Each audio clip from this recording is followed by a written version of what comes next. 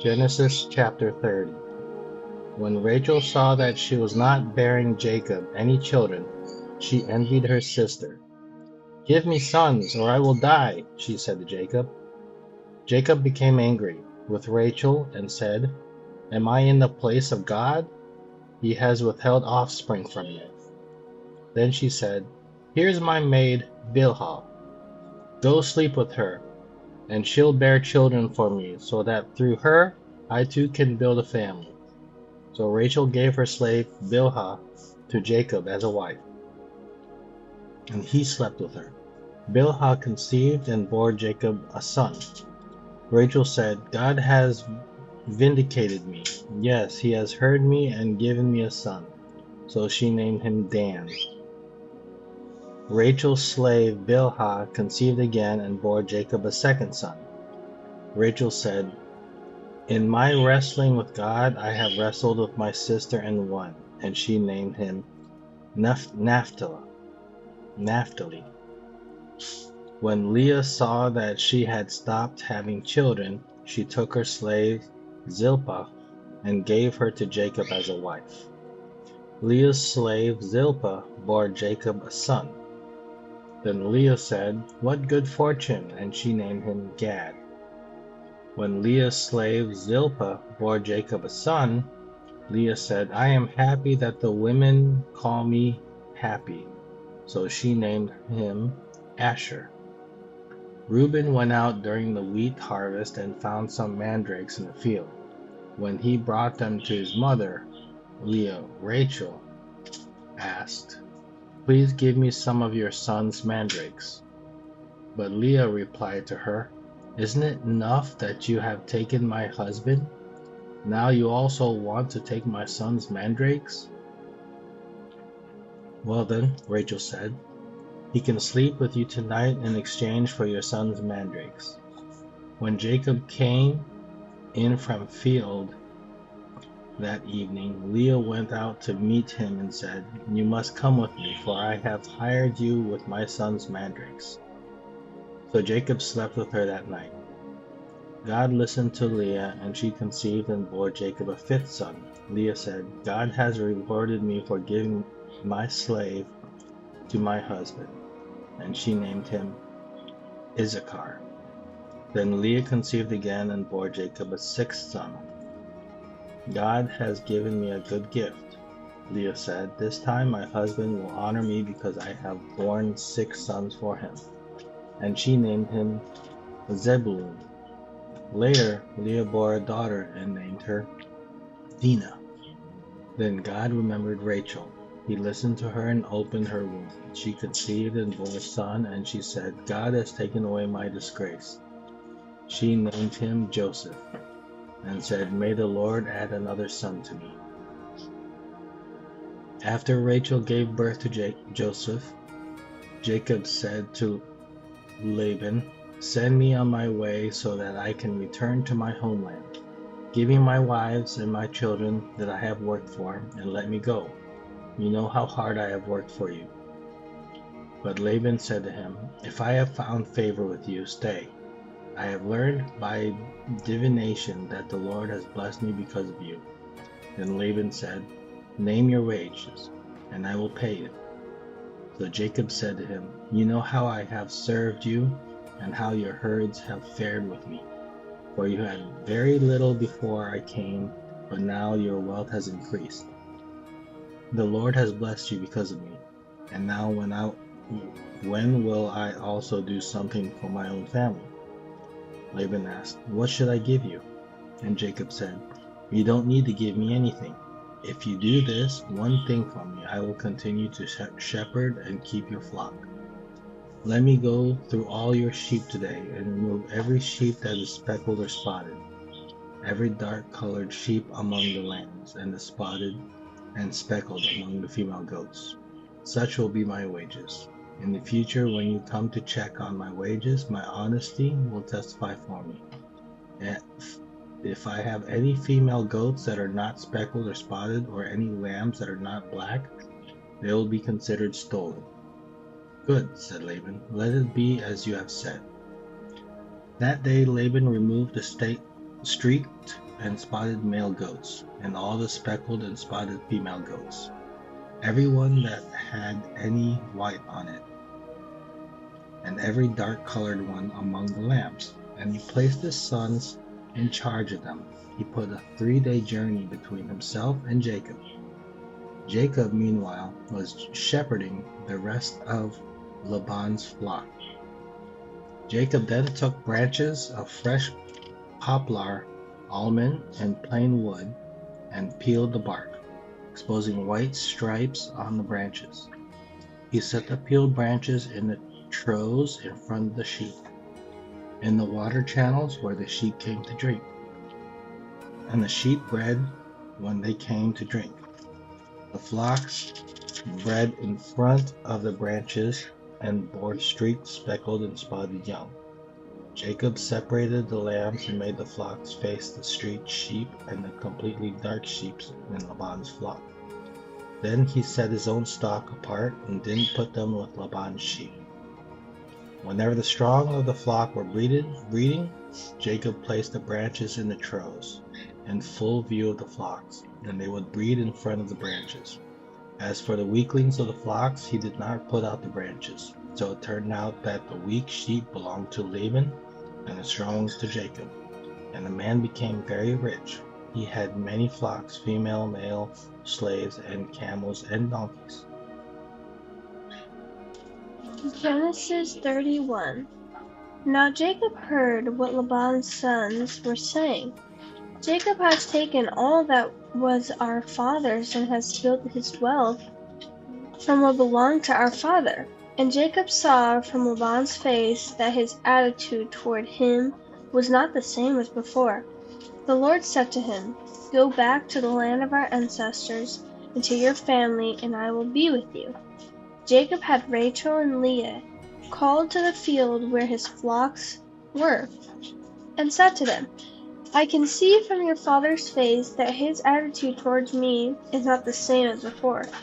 But the God of my father has been with me. You know that with all my strength I have served your father, and that he has cheated me and changed my wages 10 times. But God has not let him harm me. If he said, 'The spotted sheep will be your wages,' then all the sheep were born spotted. If he said, 'The streaked sheep will be your wages,' then all the sheep were born streaked. God has taken away your father's herds and given them to me. When the flocks were breeding, I saw in a dream that the streaked, spotted, and speckled males were mating with the females. In that dream the angel of God said to me, 'Jacob,' and I said, 'Here I am.' And he said, 'Look up and see. All the males that are mating with the flocks are streaked, spotted, and speckled, for I have seen all that Laban has been doing to you.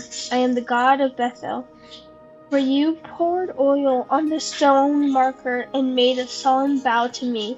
Get up, leave this land, and return to your native land.' Then Rachel and Leah answered, 'Do we have any portion or inheritance in our father's family? Are we not regarded by him as outsiders? For he has sold us and has certainly spent our purchase price. In fact, all the wealth that God has taken away from our father belongs to us and to our children. So do whatever God has said to you.'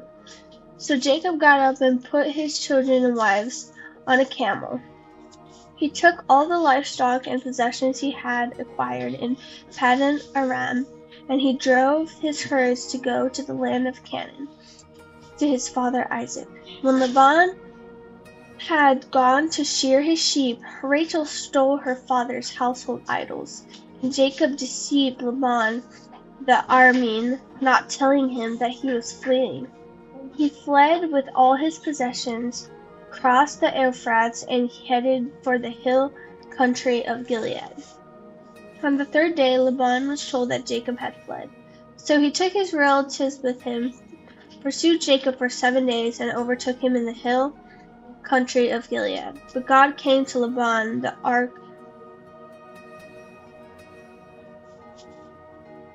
Aramean in a dream at night.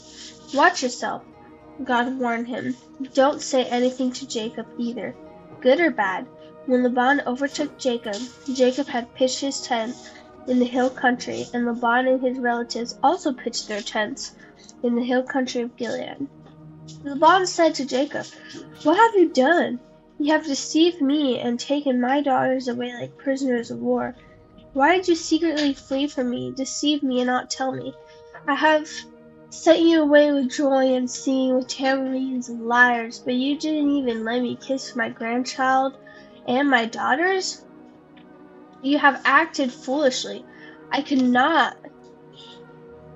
do you great harm. But last night the God of your father said to me, 'Watch yourself, don't say anything to Jacob, either good or bad.' Now you have gone off because you long for your father's family. But why have you stolen my gods?" Jacob answered, "I was afraid, for I thought you would take your daughters from me by force. If you find your gods with anyone here, he will not live. Before our relatives point out anything that is yours and take it." Jacob did not know that Rachel had stolen the idols. So Laban went into Jacob's tent, Leah's tent, and the tents of 2 concubines, but he found nothing. When he left Leah's tent, he went into Rachel's tent. Now Rachel had taken Laban's household idols, put them in his saddlebag of the camel, and sat on them. Laban searched the whole tent but found nothing. She said to her father, "Don't be angry, my lord. That cannot stand up in your presence. I am having a period." So Laban searched but could not find the household idols. Then Jacob became incensed and brought charges against Laban. "What is my crime?" he said to Laban. "What is my sin that you have pursued me? If you search all my possession, have you found anything of yours? Put it here before my relatives and yours, and let them decide between the 2 of us. I've been with you these 20 years. Your ewes and female goats have not miscarried, and have not eaten the rams from your flock. I did not bring you any of the flock torn by wild beasts. I myself bore the loss. You demanded payment from me for what was stolen by day or by night. There I was, the heat consumed me day by day, and the frost by night, and sleep fled from my eyes. For 20 years in your household I served you, 14 years for your 2 daughters, and 6 years for your flocks, and you have changed my wages 10 times. If the God of my father, the God of Abraham, the fear of Isaac, had not been with me, certainly now you would have sent me off empty-handed. But God has seen my affliction and my hard work, and he issued his verdict last night."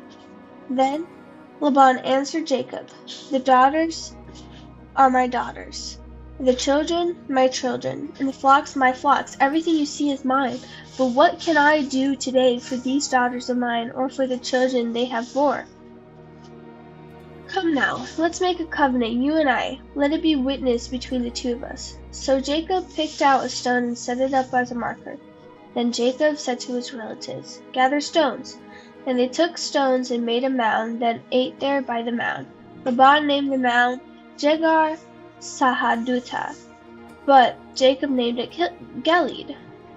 Then Laban said, "This mound is a witness between you and me today." Therefore the place was called Gilead, also Mizpah. For he said, "May the Lord watch between you and me when we are out of each other's sight. If you mistreat my daughters or take other wives, though no one is with us, understand that God will be a witness between you and I."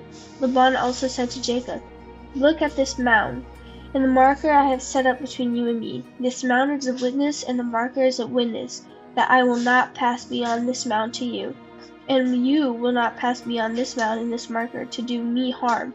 The God of Abraham and the gods of Nahor, the gods of their fathers, will judge between us." And Jacob swore by the fear of his father Isaac. Then Jacob offered a sacrifice on the mountain and invited his relatives to eat a meal. So they ate a meal and spent the night on the mountain. Laban got up early in the morning, kissed his grandchild and his daughters, and blessed them. Then Laban returned home. Genesis 32. Jacob went on his way, and God's angels met him. When he saw them, Jacob said, "This is God's camp." So he called that place Mahanaim. Jacob sent messengers ahead of him to his brother Esau, in the land of Seir, the territory of Edom. He commanded them, "You are to say to my lord Esau, this is what your servant Jacob says. I have been staying with Laban and have been belayed until now. I have oxen, donkeys, flocks, and male and female slaves. I have sent this message to inform my lord in order to seek your favor." When the messengers returned to Jacob, they said, "We went to your brother Esau. He is coming to meet you, and he has 400 men with him." Jacob was greatly afraid and distressed. He divided the people with him into two camps, along with the flocks, herds, and camels. He thought, if Esau comes to one camp and attacks it, the remaining one can escape. Then Jacob said, "God of my father Abraham and God of my father Isaac, the Lord who said to me, 'Go back to your land and to your family, and I will cause you to prosper.' I am unworthy of all the kindness and faithfulness you have shown your service. Indeed, I crossed over the Jordan with my staff, and now I have become two camps. Please rescue me from my brother Esau, for I am afraid of him. Otherwise, he may come and attack me, the mothers and their children.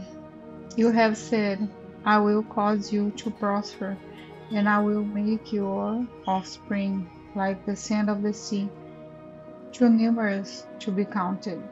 He spent the night there and took part of what he had brought with him as a gift for his brother Esau: 200 female goats, 20 male goats, 200 ewes, 20 hams, 30 milk camels with their young, 40 cows, 10 bulls, 20 female donkeys, and 10 male donkeys.